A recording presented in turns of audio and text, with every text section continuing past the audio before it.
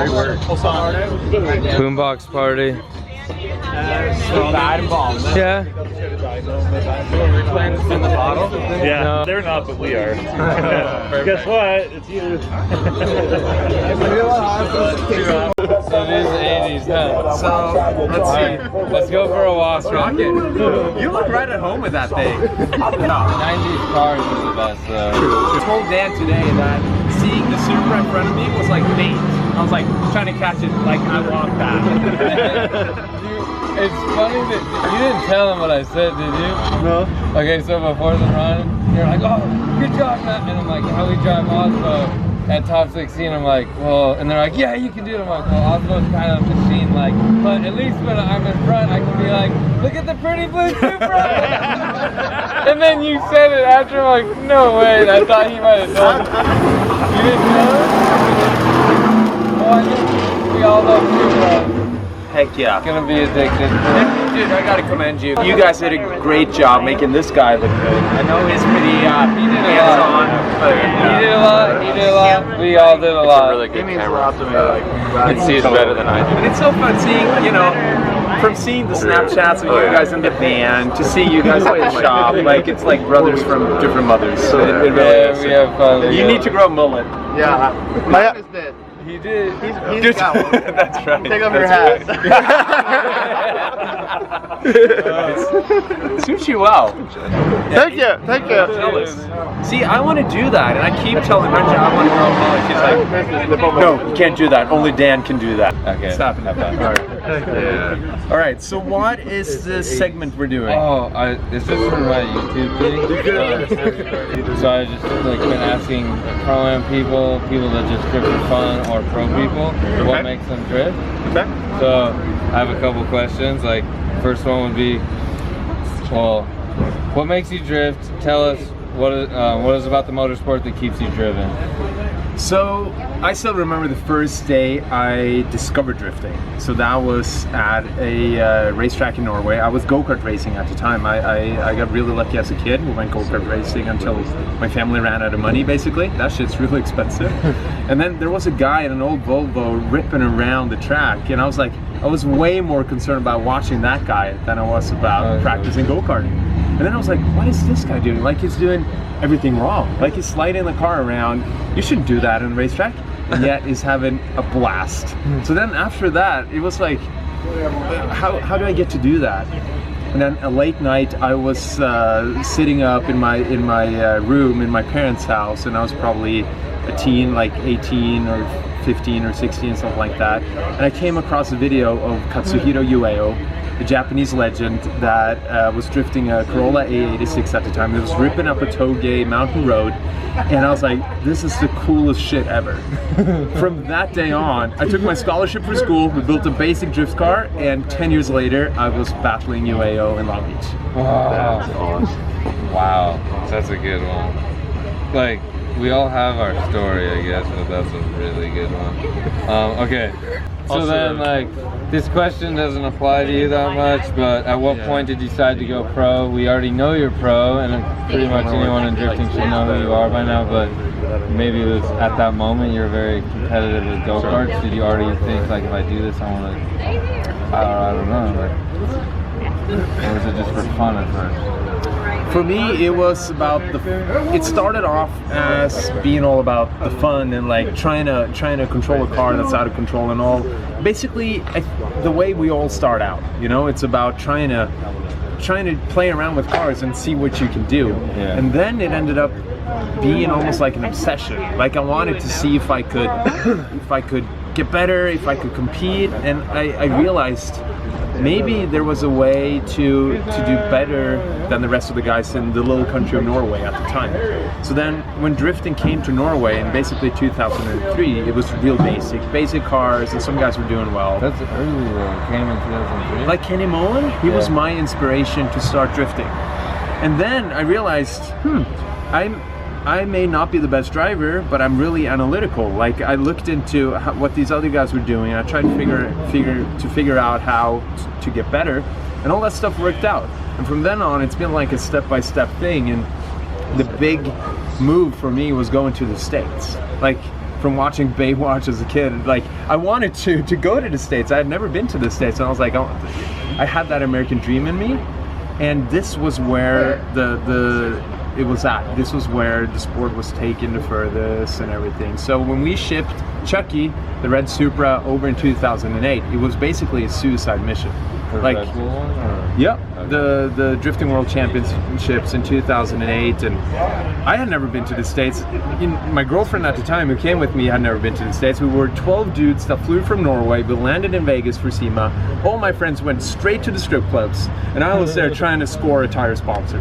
And then we went to LA, couldn't find the car. The car was lost in Compton, like at some warehouse. We were driving around the neighborhood playing the wrong kind of rap music. And like we were from people, like we were like, and like I was wearing a cowboy hat. And like I looked like I was fresh off the boat. I did not belong. And then luckily we found Chucky, and that particular weekend we ended up being the best European team. So it was like a very gradual thing where we knew that we were far from good enough, but we wanted to see if we could get better and ultimately try and take on the best guys.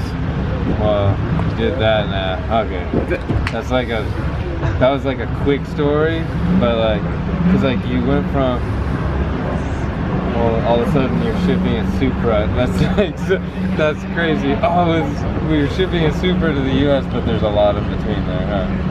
For sure, but basically when I heard there was going to be Red Bull World Championships and that they were inviting the top 32 teams in the world, I knew that we started working your ass off in your country to like, let's make this happen. Or? Pretty much, but I knew that we were far from good enough to do that. So what I did is I put together a proposal. So I had some media background at the time, some business background, and I put together a proposal of all the highlights, basically the video clips right before I crashed, all the best photos, send it off to Jim Lau, who was like, and still is the king and the president of FD. And then I sat back, waited for 3 months, and then boom, I got an email back that I have saved till this day. It's a really short email, the first one I got from Jim Lau, and it says, "Frederick, pack your bags, see you in Long Beach." That's like, cool. It was epic. And then that was the start of that journey, and you know, it's been I remember the first time I watched you drive, I was like jealous but excited the same, because I already had my black Supra, and I'm like, dang it, you brought a Supra to like drift before I could do it. And like, I know Reese had done it a little bit, but like kind of like didn't like it or whatever, and like parked that car, and then Samuel drove it a little bit, but like, I was like, oh, and then you're so good at driving, I'm just like watching like the Supra, like, I don't know, it's just super fun to watch on the track. It just like, it'll be like a silence, and you're just like, they're like, iconic, right? And then, yeah, so today that I got to drive with you, that's why I was so excited. I've been waiting for this day since 2010. Now it happened. Yeah, it finally happened. I would say this though, that you know, the biggest tip that I could give to someone that wants to be the next you, or be, you know, the next FD champ, or someone that has a dream of making it into drifting but not a way of doing it, is find something that you can do better than the rest. It doesn't matter if you're worse at everything else, but if you can find your niche, or like a little something that you can do better than the rest, that is the key. And that was what we had with the Supra at the time. And not a lot of guys had a lot of angle in their cars. We realized you could do that with the Supra, and that was the one thing that I was holding on to when we shipped that car here. And that's what you're doing right now, because there's a lot of guys in FD right now that are maybe competitive. Like, we're pretty competitive right now, but I do a terrible job with the stuff that you're good at. Like, you're basically involving everyone, you know, all the fans out there that want to do what we're doing. You're doing your shows, like, you're very accessible, cool dude. Like, I wish I was you. And you're perfecting the video log in FD, I think, and you're basically inviting everyone along for the ride. So if you can find your niche, whatever that is, if it's driving or stuff around, and start with that and then master the rest. That's cool to hear that. There's more questions about drifting. Sorry if I'm rambling on. Anyone's gonna want to hear what you have to say, and I want to hear too. Good knowledge to take in. What does it take in to get to this point? You kind of explained that. Have you developed new disciplines to make it happen? what does it take to get to this point? I mean, for me, it's been a calling to do this stuff. Like it's been something that I haven't really chosen to do. It's something that I just can't live without doing. Like I think most drifters, yeah. Right? Me and Ola and you for sure all have that. We've devoted our lives to this, and I bet you you're dreaming of this stuff. You're eating, sleeping, breathing, dreaming of drifting, right? And we all are, and we're all doing it in different ways. But for me, it's the most important thing is to have that calling. Like, I think you need that calling to really make it into the big leagues. And if you don't, then it may be hard to do. But if it's something that you think about day and night, there's no other thing that matters more than this is for you. That makes perfect sense. It's like some people live their whole life without that, and they don't know, and they just go to a 9 to 5, which is fine. Yeah, but like the hard work that we put ourselves through, and then you get there, and you're like, yes, and you wake up and you're like, I'm doing this. But you know what, Dan? That's where we're so lucky. So I have some good friends from back home that have great lives, and they do a 9 to 5, which is great in its own way. But they say that, Fredrik, you're so lucky because you have that calling. Like, this is what you really want to do. That's why you're gonna do well at it. So a lot of guys are jack of all trades and do well at that. But you and I we're a little bit screwed up. It's good to be screwed up then. Sure. One other question, what's the biggest challenge for you personally in drifting? For me, it's been, the biggest turning point for me was probably 2013. So I got really lucky when I started drifting. We did well out in Europe, kind of grew with the sport, and we got a lot of wins and some championships and stuff like that. Went to the States, become Rookie of the Year, and then it started getting really hard. Got signed with Steph, and we started developing the program and all that stuff, and I didn't really do well at all.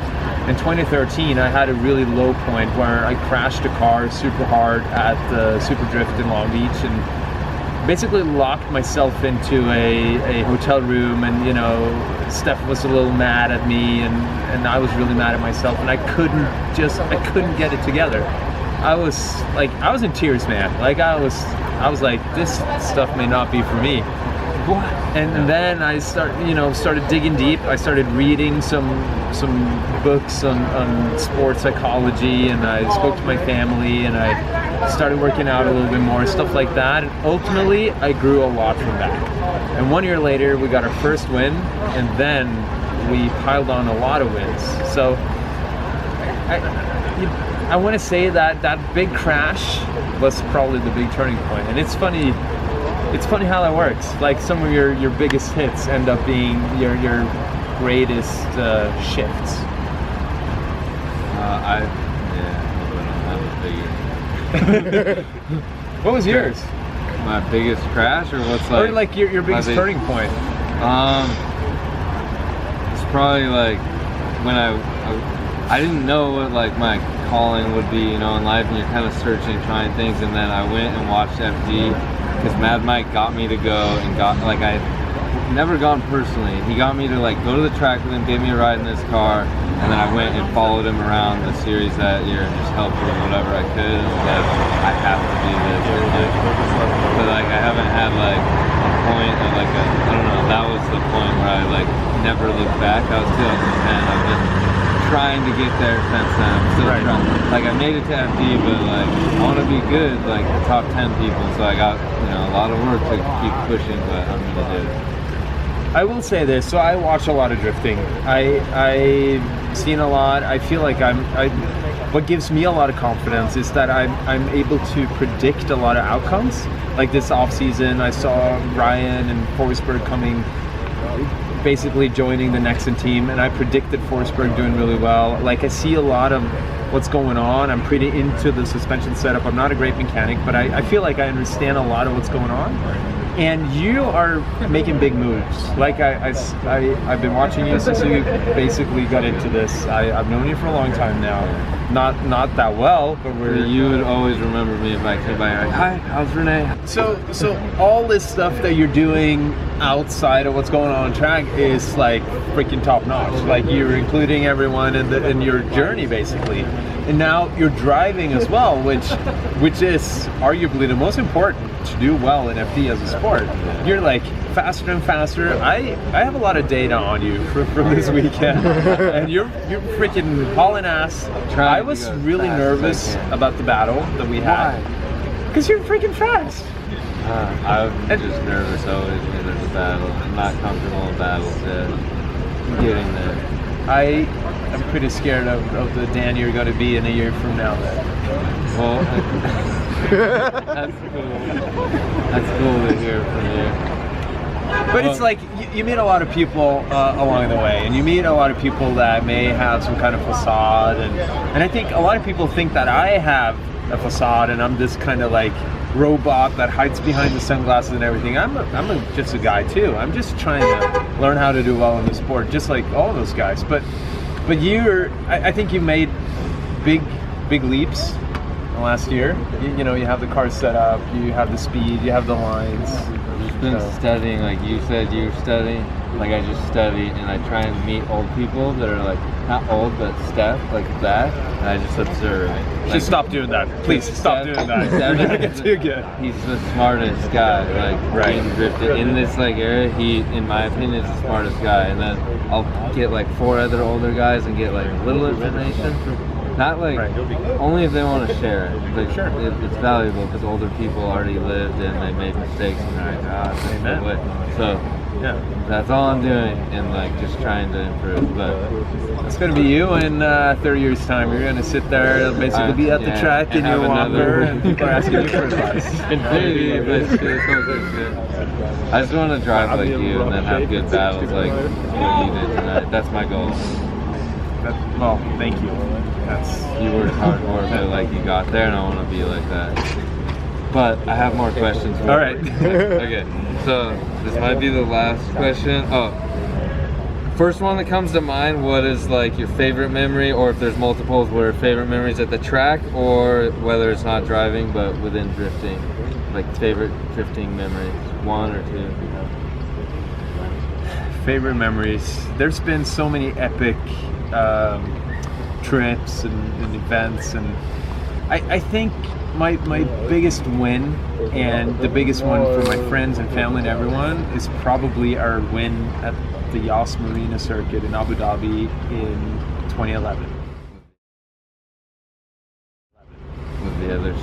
With the other Supra. So that was with the Need for Speed Supra. That was after our rookie of the year title. We shipped the car down there. It was my best friends from back home, Stefan, Christer, Joachim, Ola's friend. And the big guy that was your crew guy. Yep. He's an awesome spotter. He's a great driver as well. He freaking loves Chucky as well. He did really well in that thing. Top drift with it. Yeah, dude, I was jealous. He made that thing look good. But that particular event, 2011, at arguably the nicest Formula 1 track in the world. Dude, every night after we had been practicing, the guys went out to paint the rumble strips. Like, we were there working on a Supra, which broke all the time because I'm a piece of shit and I didn't like how to make it work. So we were there like working on it, trying to make it work, and we ended up winning that event. And Abu Dhabi is a country where you're not allowed to drink. But that morning at sunrise, we were staying at this beautiful golf resort, and that morning there were 4 absolutely hammered Norwegians, like in the water, like fully drenched, like hammered. Like, we're probably banned from the United Arab Emirates, following that. But that was a big one. That was our big breakthrough, and our first international.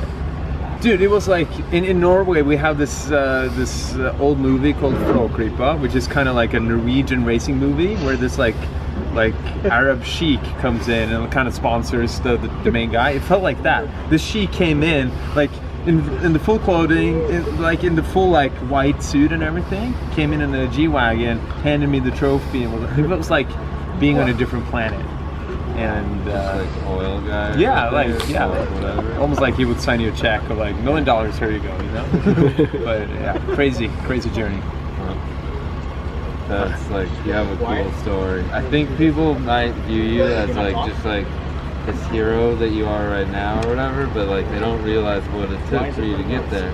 But like you had said like, oh, you're watching me. Like I watched you like since I knew of you in 2010. I've watched you closely, and I know like I remember you were like very emotional that day, like at Irwindale when you like got Rookie of the Year, and I was like, because your parents surprised you and stuff. And I'm like he's a real guy. Like he's struggling and he's really excited. Like this means everything to him. But some people, they didn't get to see that all like FREDRIC, you know.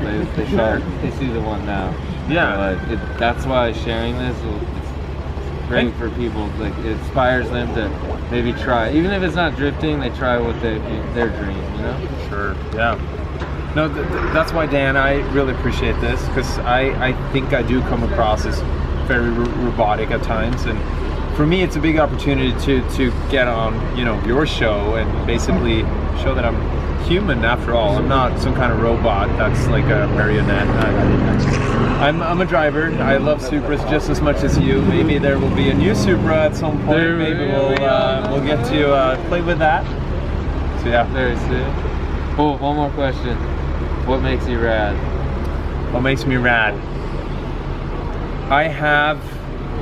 What makes me rad? What makes me rad? A bunch of things that we could all think of, but what would you say is what makes How many you rad? Supras do you have? 5. How many running Supras do you have? 3. You're still winning. What makes me rad? If I brag about myself, I like to do it On the as racetrack? a humble brag. Coming You know from what I Norway. mean? That's my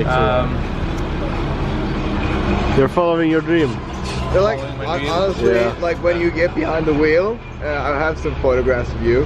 Yeah. When you get behind the wheel, you get that insane mean face. No, it's You're not like, mean. "Ugh." It's like intense. Yeah. It's like laser beam Target focused. destroyed. It's Yeah. laser beam focused. Yep. He's like, this will You're like, happen. "Ugh." Watch it happen. Yeah. Kind of like But The he's Rock. just focused. Yep. I guess some people call me a little Jekyll and Hyde like that. Yep. Yeah. Smolder I don't know, man. I see. I don't really think I'm that rad. I'm just a guy chasing my dream, playing with cars. That's it right there. That's what makes you rad. But What makes us both rad? Actually, what makes all three? Where's Ola? oh, he's talking.